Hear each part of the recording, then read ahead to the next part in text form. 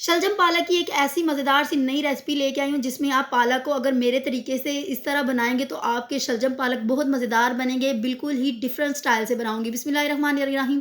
Recipe start करते हैं। 2 चम्मच के करीब मैंने ऑयल लिया है जिसके अंदर मैंने लहसुन के जवे जो है ना बारीक-बारीक काट के वो इसके अंदर शामिल किए हैं।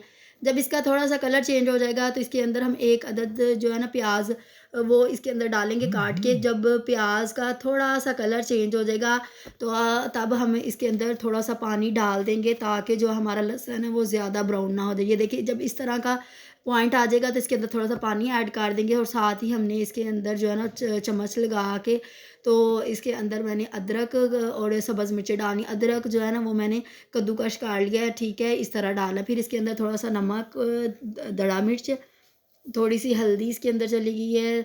फिर इसके अंदर मैंने डाला है सूखा धनिया और ये थोड़ा ज़ीरा चला गया है।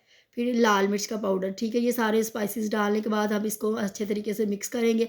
अगर आपको लगे कि आपका मसाला नीचे लग रहा है तो थोड़ा-सा पानी इसके अंदर ऐड कर दें। अब पानी के साथ इसकी बुनाई करनी है। फिर ये जी मैंने शलजम लिए, तकरीबन 1 किलो शलजम लिए जिनको मैंने अच्छे तरीके से धो के काट लिया है।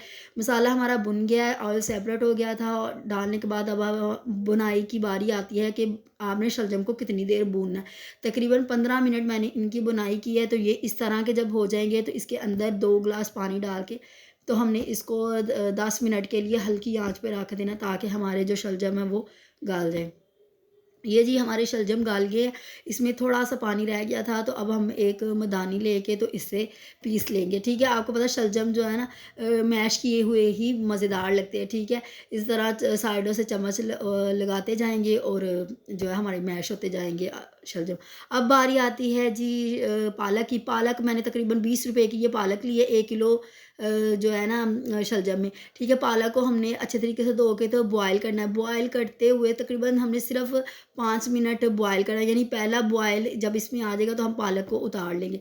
अब हमने क्या करना है, जो अगला स्टेप है इसमें हमने थोड़ा-सा ज़ीरा लिया है ऑयल में और जो हमने पालक बॉयल की है ना वो इसके अंदर डाल के तो इसको हमने भूनना है, फ्राई करना ऑयल में। ये पॉइंट है जो कि हमारे शलजम में बहुत मज़ेदार लगेगा, यानी ये बिल्कुल नई रेसिपी है। जब हमारी पालक अच्छे तरीके से इसमें से ऑयल सेपरेट हो जाएगा, अब भुन जाएगी तो फिर हमने इसको शलजम के अंदर ऐड करने के बाद इसके अंदर 2 टेबल स्पून हमने चीनी ऐड कर देनी है। अगर आपके पास गुड़ है तो बहुत बेस्ट है, वो डाल लें, अगर नहीं है तो चीनी डाल के तो अब हम इसकी बुनाई करेंगे सिर्फ 10 मिनट के लिए, क्योंकि आपको पता है हमारे शलजम तो पक गए हैं। तो बस अब पालक और शलजम दोनों को मिक्स करके तो हम 5 मिनट के लिए दम पे रख देंगे और ऑयल सेपरेट हो जाएगा। ऑयल सेपरेट हो गया, ये देखें जी, ये इसकी फाइनल लुक है और माशाल्लाह से ये इतने टेस्टी और मज़ेदार बने हैं। और आपको पता है सर्दियाँ आ रही हैं, सर्दियाँ बल्कि हल्का सा मौसम चेंज हो गया और ये जो सब्ज़ी है बहुत मज़ेदार लगती है।